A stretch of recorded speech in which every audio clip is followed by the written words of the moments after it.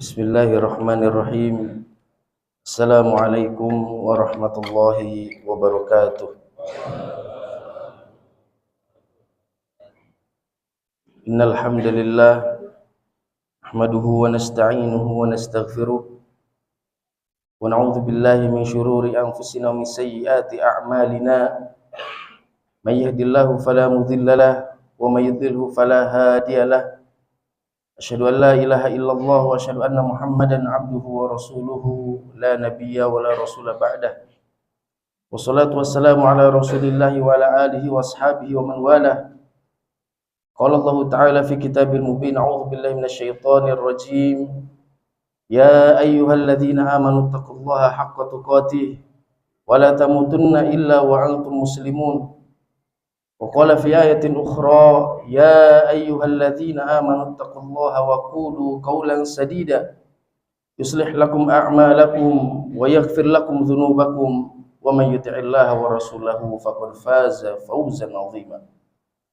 وقال رسول الله صلى الله عليه وسلم اتق الله حيثما كنت واتبع السيئة الحسنة تمحوها وخالق الناس بخلق حسن. أما بعد. Ma'asyiral muslimin wa zumratal mu'minin rahimakumullah. Allahu akbar, Allahu akbar, Allahu akbar. La ilaha illallah, Allahu akbar. Allahu akbar walillahil hamd. Tahukah kita ikhwah fillah rahimakumullah, dalam 1 tahun waktu yang Allah gulirkan kepada kita, ada waktu-waktu yang paling dicintai oleh Allah Subhanahu wa taala dan paling diridhoi oleh Allah Subhanahu wa taala. Dari seluruh waktu dalam 1 tahun yang Allah rotasikan dalam kehidupan kita. Maka para ulama menyebutkan waktu tersebut. Yang pertama adalah 10 hari terakhir di bulan Ramadan. Yang kedua adalah 10 hari pertama di bulan Dzulhijjah. Dan yang ketiga adalah 10 hari pertama di bulan Muharram. Bulan Ramadan identik dengan Rasulullah SAW karena turunnya Al-Quran di bulan Ramadan. Bulan Dzulhijjah identik dengan Nabi Ibrahim alaihissalam karena syariat kurban turunkan terkait Nabi Ibrahim alaihissalam. Sebagaimana Muharram identik dengan Nabi Musa alaihissalam tatkala Allah selamatkan Musa atas Fir'aun pada tanggal 10 Muharram ketika Nabi Musa berhasil melewati daratan yang dirubah menjadi lautan yang dirubah menjadi daratan atas izin Allah Subhanahu wa taala. Maka ikhwah fillah rahimakumullah, ketika kita memahami bahwasanya bulan Dzulhijjah merupakan bulan yang memiliki keutamaan layaknya bulan Ramadan, maka kita juga perlu memahami bahwasanya Allah Subhanahu wa taala mencintai bulan Dzulhijjah layaknya Allah mencintai bulan Ramadan. Saking cintanya Allah terhadap bulan Dzulhijjah sampai-sampai Allah Subhanahu wa taala memberikan ganjaran yang luar biasa kepada siapapun orang-orang beriman yang melakukan amalan-amalan kebaikan di 10 hari pertama di bulan Dzulhijjah. Sampai-sampai orang yang berjihad sekalipun ketika mereka meneteskan darahnya, mengorbankan harta dan jiwanya, keutamaannya masih bisa kita saingi ketika kita mengamalkan kebaikan di 10 hari pertama di bulan Dzulhijjah. Maka ini merupakan golden time bagi orang beriman ketika kita mengharapkan keutamaan dan kemuliaan di sisi Allah Subhanahu wa taala. Karena bagi kita orang beriman, kemuliaan dan keutamaan tidak hanya dicari di 10 hari terakhir di bulan Ramadan, tapi juga wajib kita cari di 10 hari pertama di bulan Dzulhijjah. Sebagaimana kita ketahui bahwasanya bulan Dzulhijjah memiliki keutamaan layaknya Ramadan. Maka Ramadan adalah madrasah bagi orang beriman, maka Dzulhijjah pun adalah madrasah bagi orang beriman. Sosok penting dan tokoh utama yang patut kita pelajari adalah Nabi Ibrahim alaihissalam. Karena bagi kita orang-orang beriman, suri tauladan bukan hanya Rasulullah SAW. Bagi kita orang beriman, suri tauladan ada 2, Nabi Muhammad SAW dan juga Nabi Ibrahim alaihissalam. Sebagaimana Allah Subhanahu wa taala abadikan di dalam Al-Qur'an, qad kana lakum uswatun hasanah fi Ibrahim walladzina ma'ah. Sungguh telah ada suri tauladan yang baik bagi kalian semua di dalam diri Nabi Ibrahim alaihissalam dan juga orang-orang yang bersamanya. Maka para ulama Ahlus Sunnah sepakat bahwasanya seorang nabi dan rasul yang memiliki derajatnya hampir setara dengan Rasulullah ketika di surga kelak adalah Nabi Ibrahim alaihissalam, karena keutamaan yang dimiliki Nabi Ibrahim hampir sama dengan keutamaan yang dimiliki oleh Rasulullah SAW. Maka sudah sepatutnya bagi kita orang beriman untuk mengambil ibrah dari kisah kehidupan Nabi Ibrahim. Maka jangan sampai Madrasah Dzulhijjah ini luput daripada kita mengambil ibrah yang seharusnya bisa kita petik dalam kisah kehidupan Nabi Ibrahim alaihissalam. Maka kalau kita melihat di dalam kitab-kitab sirah dan juga kitab-kitab tafsir, di antaranya kitab sirah Imam Ibnu Katsir Al-Bidayah wan Nihayah, maka kita akan mendapati setidaknya ada 3 pelajaran penting yang bisa kita petik dari kisah kehidupan Nabi Ibrahim alaihissalam. Maka yang pertama, sebagaimana yang kita ketahui bahwasanya Nabi Ibrahim alaihissalam adalah salah satu di antara nabi yang paling banyak diuji oleh Allah Subhanahu wa taala, sehingga Allah menjuluki Nabi Ibrahim sebagai Khalilur Rahman, kekasih Allah Subhanahu wa taala. Ada 3 tempat yang paling berkesan dalam kisah kehidupan Nabi Ibrahim. Yang pertama adalah Babilonia di pinggiran Sungai Tigris, Baghdad, Irak hari ini. Yang kedua adalah Palestina, dan yang ketiga adalah Makkah. Dan ketika Nabi Ibrahim alaihissalam pertama kali berdakwah di Babilonia, maka Nabi Ibrahim harus berhadapan dengan seorang raja yang bernama Namrud, yang mana sebenarnya Namrud ini adalah seorang raja yang Allah berikan kekuasaan yang begitu subur dan juga makmur, tapi justru dia menutup hatinya, menepuk dadanya, dan mentakdis dirinya sebagai Tuhan. Dan dia menjadikan penghambaan Tuhan-Tuhan tersebut terhadap benda-benda di langit dijadikan patung dan disembah oleh para masyarakat Babilonia pada saat itu. Tahukah ikhwah fillah rahimakumullah, sampai-sampai Nabi Ibrahim alaihissalam ketika pertama kali berdakwah di Babilonia, seolah-olah dakwahnya itu menabrak tembok. Kenapa? Karena tidak ada satupun yang mau beriman kepada Nabi Ibrahim alaihissalam. Imam Ibnu Katsir sampai menyampaikan di dalam kitab tafsirnya, satu-satunya yang beriman kepada Nabi Ibrahim alaihissalam di masyarakat Babilonia hanyalah istrinya Sarah. Tapi itu tidak membuat Nabi Ibrahim untuk sedih. Nabi Ibrahim tetap berdakwah, Nabi Ibrahim tetap menyampaikan kebenaran, Nabi Ibrahim tetap mengingatkan masyarakat Babilonia bahwasanya semua berhala-berhala yang mereka buat dari benda-benda di langit itu tidak dapat memberikan manfaat dan juga mudarat sedikit pun bagi mereka. Tapi ketika kekuatan kata dan narasi Nabi Ibrahim sudah tidak lagi didengarkan oleh telinga-telinga masyarakat Babilonia, maka satu-satunya yang dilakukan oleh Nabi Ibrahim alaihissalam dengan petunjuk wahyu, diambilnya kapak, dihancurkan seluruh berhala dan disisakan yang paling besar, untuk mencerahkan kepada seluruh masyarakat Babilonia bahwasanya semua berhala-berhala yang mereka sembah itu tidak bisa mendapatkan manfaat walau sedikit pun. Tapi ternyata dengan perbuatan yang dilakukan oleh Nabi Ibrahim, justru Nabi Ibrahim alaihissalam ditangkap. Dan tahukah kita, ketika Nabi Ibrahim ditangkap oleh Namrud, Nabi Ibrahim alaihissalam menjadi public enemy nomor 1 bagi masyarakat Babilonia ketika Babilonia dipimpin oleh Namrud. Maka ketika Namrud menangkap Nabi Ibrahim, maka Namrud pun mengeksekusi Nabi Ibrahim dengan vonis, yaitu dia harus dibakar hidup-hidup. Dan tahukah kita, ada salah satu strategi yang dilakukan oleh Namrud ketika ingin membakar Nabi Ibrahim. Karena Namrud tahu seluruh masyarakat Babilonia dari perkotaan sampai ke ujung desanya semuanya membenci Nabi Ibrahim alaihissalam. Maka Namrud ingin mengumpulkan kebencian mereka secara kolektif.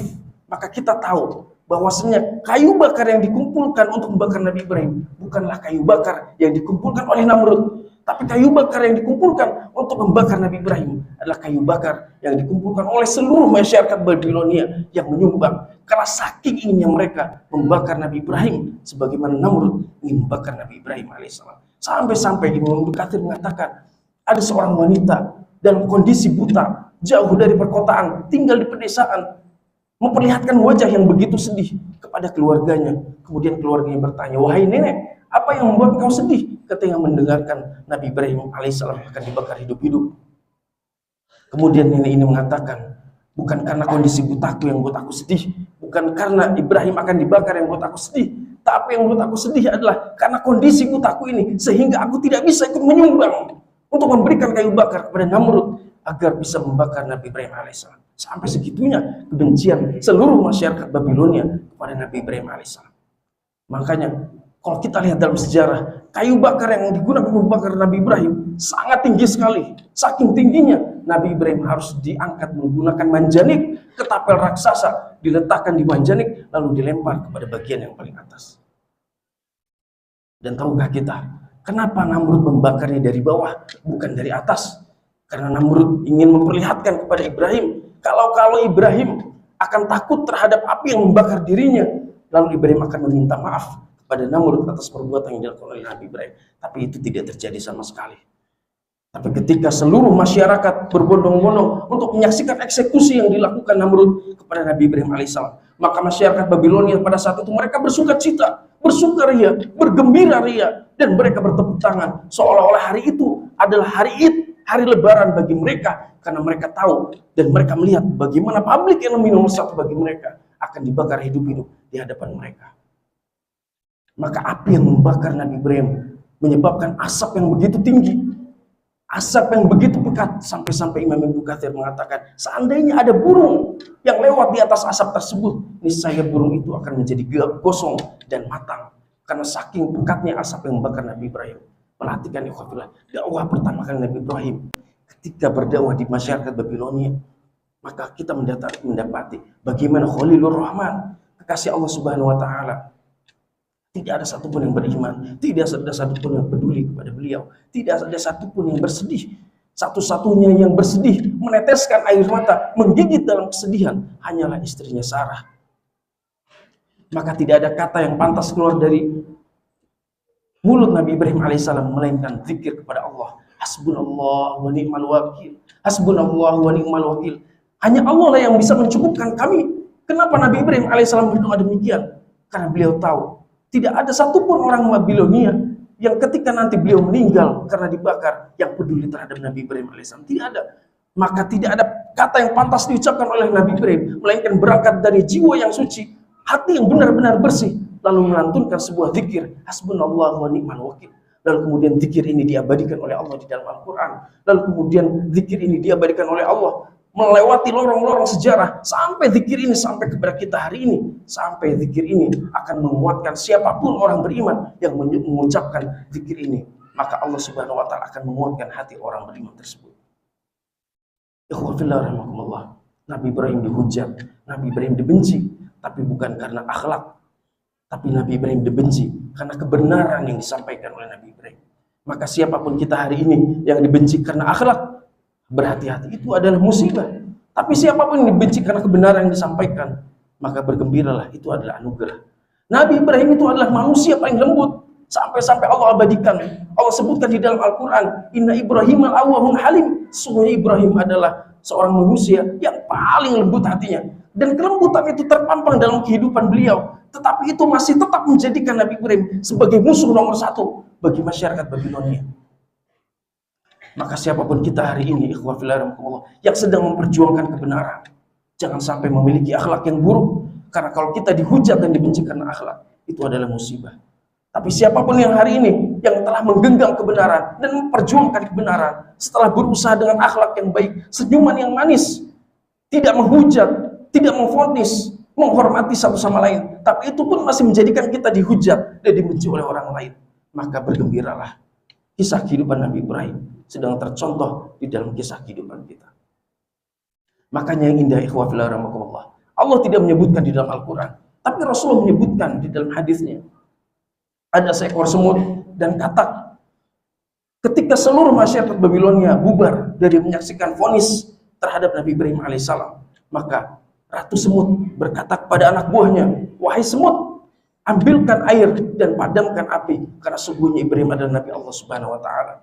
Di situ kita menyaksikan bagaimana semut dan katak memberikan keberpihakan mereka, memperlihatkan keberpihakan mereka kepada Nabi Ibrahim, memperlihatkan keberpihakan mereka kepada kebenaran. Maka di sini konfrontasi yang abadi adalah konfrontasi antara hak dan batil, antara hak dan batil. Maka sesuatu yang harus dipilih oleh orang beriman hari ini, apakah kita berpihak kepada kebenaran ataukah kita berpihak kepada kebatilan. Seperti semut dan katak, mereka tahu air yang mereka bawa tidak akan pernah bisa selamanya untuk memadamkan api yang membakar Nabi Ibrahim, karena saking pekatnya asap yang membakar Nabi Ibrahim. Tapi di situ mereka memperlihatkan kepada kita bagaimana mereka berpihak. Mereka berpihak, ya Allah, kami tahu air yang kami bawa tidak akan pernah bisa memadamkan api yang membakar Nabi Ibrahim, tapi kita datang kepadamu untuk memperlihatkan bahwa kami berpihak kepada kebenaran. Maka ketika kita hari ini bernaung di bawah lantunan takbir yang menggema di seluruh antero penjuru dunia, sudahkah kita memegang kebenaran? Dan sudahkah kita memperjuangkan kebenaran? Dan ketika kita memperjuangkan kebenaran, sudahkah kita memperjuangkan kebenaran tersebut dengan akhlak yang baik? Allahu Akbar, Allahu Akbar, Allahu Akbar, la ilaha illallah, Allahu Akbar, walillahil hamd. Pelajaran kedua, yang bisa kita petik dari kisah kehidupan Nabi Ibrahim alaihissalam, bahwasanya Nabi Ibrahim alaihissalam melakukan hijrah dari Palestina ke Makkah. Berapa kali Nabi Ibrahim alaihissalam berkunjung ke Makkah? Dalam riwayat 3 kali. Yang pertama ketika beliau mengantarkan Hajar dan Ismail pertama kali ke negeri Mekah, dan yang kedua ketika turunnya syariat kurban, dan yang ketiga ketika akan meninggikan kembali Ka'bah. Maka ketika Nabi Ibrahim alaihissalam datang ke Makkah, dalam kunjungan yang keduanya ke Makkah tanggal 7 Dzulhijjah, tepatnya pada saat itu Nabi Ismail alaihissalam baru berumur 9 tahun. Dalam riwayat lain beliau berumur 13 tahun. Pada tanggal 7 Dzulhijjah, malam harinya, Nabi Ibrahim alaihissalam bermimpi bahwa Nabi Ibrahim menyembelih Nabi Ismail alaihissalam. Maka pada tanggal 8 harinya, pagi hari, tanggal 8 Dzulhijjah pagi harinya, Nabi Ibrahim berpikir, apakah mimpinya semalam itu berasal dari Allah Subhanahu wa taala ataukah itu adalah bisikan dari syaitan? Maka karena Nabi Ibrahim terus berpikir, maka tanggal 8 Dzulhijjah disebut sebagai Yaumut Tarwiyah, berasal dari kata rawa yurawi yang artinya berpikir. Nabi Ibrahim berpikir, apakah ini mimpi dari Allah atau dari syaitan? Maka pada tanggal 8 malam harinya, Nabi Ibrahim kembali bermimpi bahwa beliau menyembelih Nabi Ismail alaihissalam. Maka tanggal 9 Dzulhijjah pagi harinya, barulah Nabi Ibrahim tahu bahwa mimpi itu datangnya dari Allah Subhanahu wa taala. Maka tanggal 9 Dzulhijjah disebut sebagai Yaumu Arafah, hari Arafah, berasal dari kata Arafa ya'rifu yang artinya mengetahui. Tanggal 9 Dzulhijjah adalah hari sibuk, hari paling sibuk bagi iblis setelah dia berhasil membangun singgasananya di atas air. Kenapa? Karena dia tahu akan ada sebuah syariat yang agung yang akan menjadi penyebab kebaikan-kebaikan yang banyak. Maka untuk mencegah itu semua, iblis laknatullah mendatangi 3 sosok penting terjadinya peristiwa tersebut. Yang pertama, dia mendatangi kepada Hajar, dan dia menggoda Hajar, membangkitkan perasaannya sebagai seorang ibu dan sebagai seorang wanita agar Hajar memegang tangan erat-erat Nabi Ismail alaihissalam supaya tidak disembelih oleh ayahnya Ibrahim alaihissalam. Tapi Hajar yang sudah terbiasa dengan syariat Allah, yang hatinya dan perasaannya yang mendominasi, tetapi telah dibimbing oleh syariat Allah Subhanahu wa taala, berhasil mengusir iblis, dan iblis pun tidak berkutik di hadapan Hajar. Maka iblis pun datang kepada sosok kedua, yaitu Nabi Ismail alaihissalam, dan menggoda Nabi Ismail, membangkitkan perasaannya sebagai seorang anak agar Nabi Ismail tidak mau disembelih oleh ayahnya. Tapi Nabi Ismail, seorang anak yang soleh, terlahir dari janin yang taat dan rahim yang soleh, berhasil mengusir iblis, dan iblis pun tidak berkutik di hadapan Nabi Ismail. Sampai akhirnya iblis pun datang kepada sosok yang ketiga, yaitu Nabi Ibrahim alaihissalam. Maka Nabi Ibrahim pun melemparkan sebuah batu, yang mana peristiwa itu disebut sebagai Jumratul Aqobah, melempar batu Aqobah. Kemudian pada waktu duhanya, dalam riwayat lain, pada waktu menjelang zuhur, maka Nabi Ibrahim alaihissalam mendatangi anaknya Nabi Ismail dan menyampaikan mimpi yang dia lihat pada malam harinya. Maka Nabi Ibrahim mengatakan, ya bunayya inni ara fil manami an adbahuka fanzur madza tara. Wahai anakku, aku bermimpi, aku melihatmu, aku menyembelihmu. Bagaimana pendapatmu wahai anakku? Maka perhatikan bagaimana jawaban Nabi Ismail alaihissalam. Nabi Ismail mengatakan, ya abati, wahai ayahku yang aku cinta dan aku sayangi, dan ayahku yang aku hormati, if'al ma tu'mar satajiduni insyaallah minas sabirin. Lakukanlah, kerjakanlah apapun yang diperintahkan Allah Subhanahu wa taala, niscaya engkau insyaallah akan mendapatiku sebagai orang-orang yang sabar. Perhatikanlah, padahal berapa lama Nabi Ibrahim menunggu seorang putra? 85 tahun, 84 tahun lamanya Nabi Ibrahim menunggu keturunan. Dan ketika keturunan itu lahir, dijadikan niat oleh Nabi Ibrahim sebagai pelipur lara pedihnya Nabi Ibrahim menghadapi ayahnya Azar, seorang produsen patung, seorang anak yang soleh. Nabi Ismail alaihissalam, seorang anak yang taat kepada Allah, taat juga kepada ayah dan ibunya. Mana ada seorang ayah yang tega melihat anaknya meninggal terlebih dahulu? Mana ada seorang ayah yang tega melihat anaknya meninggal karena disembelih oleh dirinya sendiri? Tapi Nabi Ismail alaihissalam, seorang anak yang soleh, yang terlahir dari janin yang taat dan rahim yang soleh, mengetahui bahwasanya syariat Allah Subhanahu wa taala tidak mungkin menzalimi hamba-hambanya. Maka ikhwan fillah rahimakumullah, kalau kita perhatikan di dalam kitab-kitab tafsir, maka kita akan mendapati lanjutan dialog antara Nabi Ibrahim dan Nabi Ismail alaihissalam, di mana Imam Ibnu Katsir mengutip kembali perkataan Nabi Ibrahim dan juga Nabi Ismail alaihissalam. Ismail kembali menimpali, ya abati ushdud ribati hatta la attarib. Wahai ayahku, kencangkanlah ikatan tangan dan juga ikatan kakiku, sehingga ketika engkau menyembelihku nanti, aku tidak bergerak dan aku tidak bergoncang. Apakah percakapan itu selesai sampai situ? Tidak. Ismail kembali menimpali, ya abati ukfuf thiyabaka hatta la yatatallahu min dami fa yanqusu min ajri wa tarahu ummi fatahzan. Wahai ayahku yang aku cintai, ketika engkau ingin menyembelihku, lipatlah gamismu, lipatlah bajumu, sehingga ketika engkau menyembelihku, cipratan darahku tidak terkena bajuku, karena aku khawatir itu akan mengurangi pahalanya di sisi Allah Subhanahu wa taala. Dan juga aku khawatir ketika ibuku melihat bajumu yang terkena cipratan darahku, maka ibuku akan bersedih. Apakah cukup sampai di situ? Tidak. Ismail kembali menimpali, ya abati istahid safrotak liyakuna asra ala hilki fa innal mauta indi syadidun. Wahai ayahku, tajamkanlah pisaumu, tajamkanlah golokmu, sehingga ketika engkau menyembelihku nanti, engkau menyembelihku dengan cepat, karena sungguhnya kematian amatlah sangatlah pedih bagiku, wahai ayahku. Kemudian Ismail kembali menimpali, ya abati fa idza ataita ummi faqra 'alaiha minni salaman. Wahai ayahku, ketika nanti kepalaku sudah terpenggal dari jasadku dan engkau akan bertemu dengan ibuku, tolong sampaikanlah salam kepada ibuku. Salam dari seorang anak yang soleh, salam dari seorang anak yang taat kepada Allah Subhanahu wa taala, seorang anak yang juga taat kepada ayah dan ibunya. Dan ketika engkau ingin membawa bajuku yang terkena darahku, cipratan darahku, agar memberitahu kepada ibuku bahwa aku adalah seorang anak yang taat kepada Rabb-nya, maka lakukanlah. Tapi jika kamu khawatir bahwa cipratan darahku yang terkena bajuku itu akan membuat ibuku sedih, maka janganlah engkau bawa bajuku. Itulah dialog langit antara Nabi Ibrahim dan Ismail alaihissalam yang diabadikan di dalam sejarah, memberikan pelajaran kepada kita. Haruslah kita taat kepada syariat Allah tanpa syarat, dan haruslah kita patuh kepada syariat Allah tanpa tapi, karena sungguhnya syariat Allah Subhanahu wa taala tidak mungkin menzalimi hamba-hambanya. Allahu akbar, Allahu akbar, Allahu akbar. La ilaha illallah, Allahu akbar walillahil hamd. Pelajaran ketiga, ma'asyiral muslimin wa zumratal mu'minin rahimakumullah. Pelajaran ketiga yang bisa kita petik dari kisah kehidupan Nabi Ibrahim alaihissalam, bahwa Nabi Ibrahim alaihissalam adalah nabi yang paling banyak doanya diabadikan di dalam Al-Qur'an. Bukankah Rabbi habli minas sholihin adalah doanya Nabi Ibrahim? Bukankah Rabbana taqabbal minna innaka antas samiul alim adalah doanya Nabi Ibrahim? Bukankah Rabbana ilaika tawakkalna wa ilaika anabna wa ilaikal masir adalah doanya Nabi Ibrahim alaihissalam? Kenapa Nabi Ibrahim alaihissalam doanya banyak termaktub dan diabadikan di dalam Al-Quran? Ingin memberikan pelajaran kepada kita. Kalaulah Khalilur Rahman, kekasih Allah Subhanahu wa taala, itu masih menggantungkan harapannya kepada doa, masih menggantungkan urusannya untuk mengetuk pintu-pintu langit, berdoa kepada Allah Subhanahu wa taala, maka apa yang menjadikan kita tidak berdoa kepada Allah Subhanahu wa taala?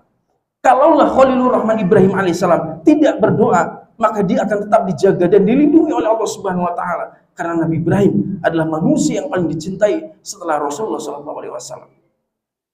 Karena sesungguhnya kehebatan iman seseorang kepada Allah Subhanahu wa taala, kekuatan dan kesempurnaan iman seseorang kepada Allah Subhanahu wa taala bukan karena dia hebat, bukan karena dia kuat, tapi karena Allah Subhanahu wa taala yang memudahkan urusan kita semua, urusan orang-orang beriman ketika kita berdoa kepada Allah Subhanahu wa taala. Maka apa kalaulah Nabi Ibrahim alaihissalam tidak pernah menafikan dahsyatnya doa, lalu apa yang menjadikan kita menafikan dahsyatnya doa? Doa, ikhwafillah rahmatullah, bisa merubah yang mustahil menjadi mustajab. Doa bisa merubah sesuatu yang tidak mungkin menjadi mungkin ketika kita memiliki Allah Subhanahu wa taala, Rabb yang maha sempurna. Maka berdoalah ikhwafillah rahmatullah untuk saudara-saudara kita yang ada di Palestina. Berdoalah untuk saudara-saudara kita yang ada di Suriah. Berdoalah untuk saudara-saudara kita yang hari ini terjajah. Berdoalah untuk saudara-saudara kita yang hari ini memekik perihnya luka karena mereka tidak bisa berkumpul layaknya kita hari ini, merasakan bahagia dan nikmatnya hari Idul Adha. Sertakanlah doa-doa mereka, sertakanlah mereka di dalam doa-doa kita. Berdoalah kepada Allah Subhanahu wa taala agar Allah Subhanahu wa taala memasukkan kita ke dalam surganya. Berdoalah kepada Allah Subhanahu wa taala agar Allah Subhanahu wa taala memudahkan semua urusan-urusan kita. Berdoalah kepada Allah Subhanahu wa taala agar harta-harta kita terhindar dari perkara-perkara yang syubhat dan juga perkara-perkara yang haram. Karena kita khawatir supaya lambung-lambung kita dan perut-perut kita tidak diisi dengan azab Allah Subhanahu wa taala. Berdoalah Karena itu adalah bentuk hajat kita kepada Allah Subhanahu wa taala. Karena doa bisa merubah yang mustahil dan tidak mungkin menjadi mustajab dan menjadi mungkin. Perhatikanlah ikhwah fillah rahimakumullah. Kisah sebagai penutup khutbah kali ini yang akan memberikan pelajaran kepada kita bahwasanya doa bisa merubah yang mustahil menjadi mustajab. Seorang khalifah yang kedua, Amirul Mukminin Umar bin Khattab radhiyallahu anhu pada suatu hari berdoa di depan Ka'bah. Kemudian Umar bin Khattab radhiyallahu anhu melantunkan sebuah doa, Allahumma zubni syahadatan fi sabilik wa wafatan bi biladi nabiyyik. Ya Allah, berikanlah aku rizki berupa mati syahid, dan mati syahidku adalah di negeri nabimu, yaitu negeri Madinatul Munawwarah. Tiba-tiba datang seorang sahabat Abdurrahman bin Auf mendengar doa yang dilantunkan oleh Khalifah Amirul Mukminin Umar bin Khattab radhiyallahu anhu. Maka Abdurrahman bin Auf mengatakan kepada Amirul Mukminin Umar, "Wahai Amirul Mukminin Umar bin Khattab, kalau kau ingin mati syahidlah di tempat-tempat di mana engkau mengutus sahabat-sahabatmu pergi untuk berjihad, di Palestina, di Suriah, di perbatasan antara kaum muslimin dengan orang-orang kafir. Tidak mungkin kau bisa mati syahid di negeri Madinah, karena pada saat itu Madinah dalam kondisi aman dan tentram, dipimpin oleh seorang khalifah yang paling adil, Umar bin Khattab radhiyallahu anhu." Maka mendengar jawaban dari Abdurrahman bin Auf, maka Umar bin Khattab pun hanya tersenyum. Tapi setelah itu tidak menjelang lama, tidak sampai 1 bulan, akhirnya doa dari Umar bin Khattab dikabulkan oleh Allah Subhanahu wa taala. Doa yang menurut pandangan Abdurrahman bin Auf mustahil, tapi menurut Allah Subhanahu wa taala tidak ada yang mustahil. Maka tidak sampai 1 bulan, doa Umar bin Khattab pun diistijabah oleh Allah Subhanahu wa taala. Maka Umar bin Khattab syahid dalam peristiwa sholat subuh. Beliau ditusuk dan ditikam oleh seorang majusi yang bernama Abu Lu'lu'ah al-Majusi. Inilah ikhwah fillah rahimakumullah, doa dapat merubah yang mustahil menjadi mustajab. Maka pelajaran kita yang dapat kita petik dari kisah kehidupan Nabi Ibrahim alaihissalam pada madrasah Dzulhijjah kali ini adalah, yang pertama, haruslah kita taat dan patuh kepada syariat Allah Subhanahu wa taala tanpa syarat dan tanpa tapi, karena sesungguhnya syariat Allah Subhanahu wa taala tidak mungkin menzalimi hambanya. Kemudian yang kedua, haruslah kita berpihak kepada kebenaran dan perjuangkan kebenaran haruslah dengan akhlak yang baik dan bukan sebaliknya dengan akhlak yang buruk. Dan kemudian yang ketiga, senantiasa kita berdoa kepada Allah Subhanahu wa taala, karena itu adalah bentuk hajat kita kepada Allah Subhanahu wa taala. Barakallahu li wa lakum fil Qur'anil azim wa nafa'ani wa iyyakum bima fihi minal ayati wa dzikril hakim wa taqabbalallahu minna wa minkum tilawatahu innahu huwal ghafurur rahim. Allahumma ighfir lil muslimina wal muslimat wal mu'minina wal mu'minat al ahya'i minhum wal amwat innaka sami'un qaribun mujibud da'awat ya qadir hajat. Allahumma a'izzal islam wal muslimin wa ansuril mujahidin wa ali kalimataka ila yaumiddin. Allahumma ahlikal kafara wal munafiqin wa shaddid syamlahum wa zalzil aqdamahum wa laki fi qulubihim ru'ba ya Allah ya rabbal alamin. Allahumma sahhil umurana wa sahhil umura walidaina wa sahhil umura asatidatina wa sahhil umura biladina Indonesia wa sahhil umura biladil muslimin fi kulli makan fi kulli zaman. Allahumma arzuqna husnal khitam, Allahumma arzuqna husnal khitam, Allahumma arzuqna husnal khitam. Rabbana atina fid dunya hasanah wa fil akhirati hasanah wa qina adzabannar wa qina adzabannar wa qina adzabannar. Ibadallah, innallaha ya'muru bil 'adli wal ihsan wa ita'i dzil qurba wa yanha 'anil fahsya'i wal munkari wal baghi ya'idzukum la'allakum tadhakkarun. Akhirul kalam, wassalamu alaikum warahmatullahi wabarakatuh.